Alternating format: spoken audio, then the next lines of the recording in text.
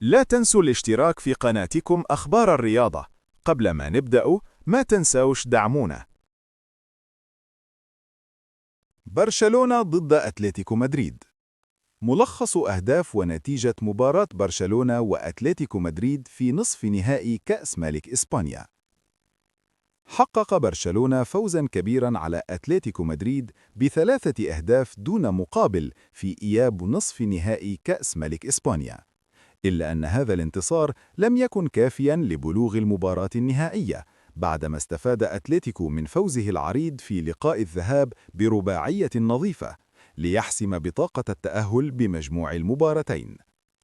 المواجهة التي أقيمت وسط أجواء جماهيرية حماسية شهدت بداية قوية من جانب برشلونة، الذي دخل اللقاء بشعار لا بديل عن الفوز، وفرض سيطرته مبكراً على مجريات اللعب. الفريق الكتالوني ضغط بقوة منذ الدقائق الأولى، وهدد مرمى أتلتيكو في أكثر من مناسبة، قبل أن ينجح في ترجمة أفضليته إلى هدف التقدم في الشوط الأول.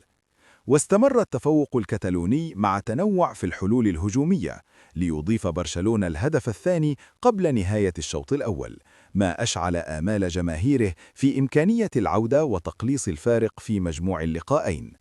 ومع انطلاق الشوط الثاني، واصل أصحاب الأرض الضغط المكثف، مستفيدين من الاستحواذ والتحركات السريعة في الثلث الهجومي.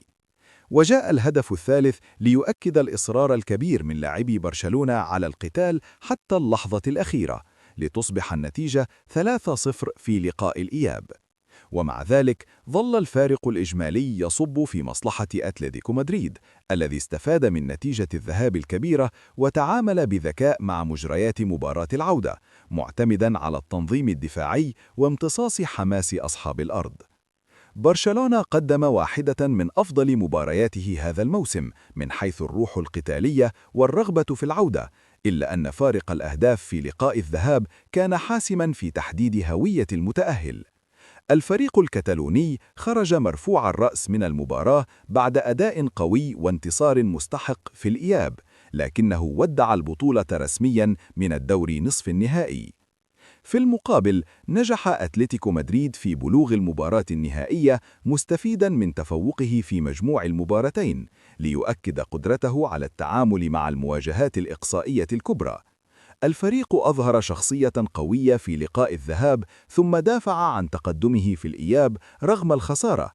بهذا السيناريو الدرامي تنتهي رحلة برشلونة في كأس ملك إسبانيا هذا الموسم، بينما يواصل أتلتيكو مدريد مشواره نحو اللقب في بطولة شهدت الكثير من الإثارة حتى لحظاتها الحاسمة.